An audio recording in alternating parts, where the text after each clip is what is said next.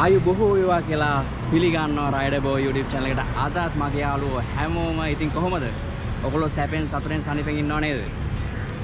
ඉතින් අද මම කියලා දෙන්න යන්නේ කොළඹ ඉඳන් ගෝල්ඩ් රෝඩ් එකේ ගමනක් යන ඔයාලට ඩුප්ලිකේෂන් රෝඩ් එකේ හම්බෙන කලර් ලයිට් මග ඇරලා ගෝල්ඩ් රෝඩ් එකේ ට්‍රැෆික් එක මග ඇරලා කොහොමද දෙහිවල දක්වා යන්නේ කියලා. ගෝල්ඩ් රෝඩ් එකේ ගමනක් යනකොට මේ රෝඩ් එක ගොඩක් භාවිතා කරනවා වෙන්නත් පුළුවන්. හැබැයි භාවිතා කරන්නේ නැති අය ගොඩක් ඉන්නවා වෙන්නත් පුළුවන්. භාවිතා කරන අය නැති අය ඔක්කොම මේ වීඩියෝ එක බලලා අනිවාර්යෙන් කමෙන්ට් කරන්න. ලයික් කරන්න. YouTube එකේ මාව බලනවා නම් අනිවාර්යෙන් මාව subscribe කරන්න. Facebook එකෙන් නම් follow කරන්න. ඕගොල්ලෝ නිතරම කොළඹ එන කෙනෙක් නම් නැත්නම් නිතරම කොළඹ රයිඩ් කරන කෙනෙක් නම් අනිවාර්යෙන් කොළඹ ගැන සම්පූර්ණ විස්තරයක් මගේ YouTube channel එකෙන් බලා ගන්න පුළුවන්. ඉතින් ඕගොල්ලෝ එකතු වෙන්න මාත් එක්ක රැඳිලා ඉන්න මාත් එක්ක හැමදාම මොකද මම පික් නිව් ඩ්‍රයිව් කරලා දැන් අවුරුදු ගානක පළපුරුද්දක් තියෙනවානේ. දැනවත් කරනවා. ඉතින් මම භාවිතා කරන ට්‍රික්ස් මම භාවිතා කරන දේවල් මගේ රයිඩ් එක පහසු කරන්න ඕගොල්ලන්ට අනිවාර්යෙන් කියලා දෙනවා. ඉතින් මාත් එක්ක එකතු වෙන්න අපි යමු කොහොමද කලර් ලයිට් මග ඇරලා ගෝල්ඩ් රෝඩ් එකේ ට්‍රැෆික් එක මග ඇරලා දෙහිවලට යන්නේ කියලා. ජය වේවා. Wheels on fire. මචං මන් දැන් ඉන්නේ ගාලු පාරේ. මම ගෝල් ෆෙස් එක පැත්තේ ඉඳන් තමයි මචං මේ දැන් යන්නේ. එතකොට මේ කොල්ලු පිටියේ තියෙන ජන්ක්ෂන් එකෙන් අපි වන් වේ එකට එහෙම නැත්නම් ඩුප්ලිකේෂන් රෝඩ් එකට හරවනවා. මෙතනින් ගාලු පාර වන් වේ වෙනවා මචං. ඒ කියන්නේ දෙහිවල පැත්තට එහෙම නැත්නම් ගාලු පැත්තට යන වාහන ඩුප්ලිකේෂන් රෝඩ් එක හරහත් ඒ වගේම කොළඹ පැත්තට යන වාහන වැල්ලවත් ඉඳන් දැන් පෙන්නපු ජන්ක්ෂන් එක කියන්නේ කොල්ලු පිටි ජන්ක්ෂන් එක වෙනකන් වන් වේ විදියට තමයි වාහන ගමන් කරන්නේ. ඒකට මචං ඔය අපිට දකුණු පැත්තෙන් පෙන්නේ ලිබර්ටි ප්ලාසා එක. ලිබර්ටි ප්ලාසා එක ළඟින් අපි දැන් ඩුප්ලිකේෂන් රෝඩ් එකට ඇතුල් වෙනවා. එතකොට මචං මේකට අපි ඩුප්ලිකේෂන් රෝඩ් එක කියලා කිව්වට මේකේ නීත්‍යානුකූල නාමය ආරේද මල්මාවත.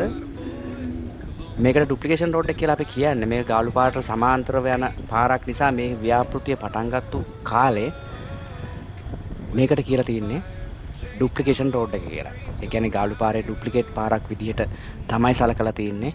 ඊට සමාන්තර යන නිසා ඒකින්ද මේකට කියලා තියන්නේ ඩුප්ලිකේෂන් රෝඩ් එක කියලා.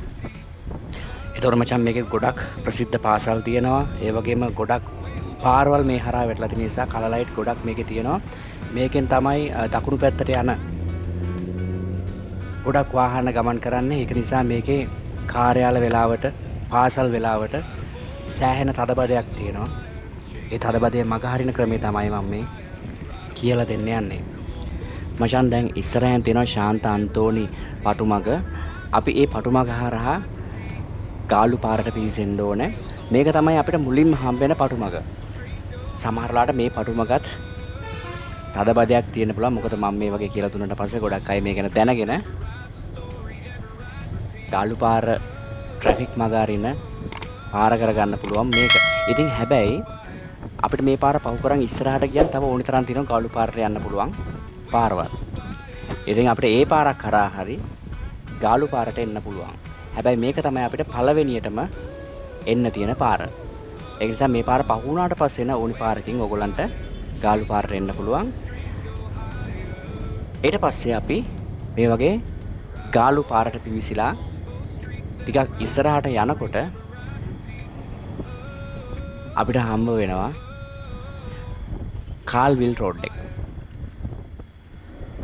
ඔයගොල්ලන්ට පේනවා ඉස්සරහින් වාහනයක් දානවා කාල්විල් රෝඩ් එකට. ඒතකොට මේ කාල්විල් රෝඩ් එක හරහා අපිට පුළුවන් මැරින් ඩ්‍රයිව් එකට. එහෙම නැත්නම් කොළඹ තියෙන ලස්සනම පාරට දාන්න. මැරින් ඩ්‍රයිව් එකට දැම්මට පස්සේ අපිට ආයෙත් තදබදයකට මුහුණ දෙන්න වෙන්නේ නැහැ. මොකද මැරින් ඩ්‍රයිව් එකේ කලර් ලයිට් නැහැ. ඒතකොට මැරින් ඩ්‍රයිව් එක කරා අපිට දිගටම දෙහිවල දක්වා ගමන් කරන්න පුළුවන්. දැන් මේ ඔයගොල්ලන්ට පේන්නේ මැරින් ඩ්‍රයිව් එක. ඉතින් මචං මේ පාරත් ගොඩක් සුවිශේෂී පාරක්. මම මේ පාර ගැන විස්තරයක් පස්සේ ගේන්නම්.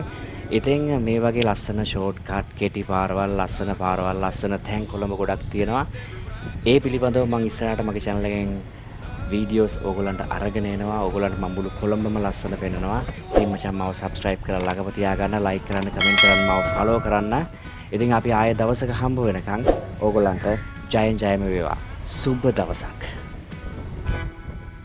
Rider boy, wheels on fire, chasing roads, dreams go higher.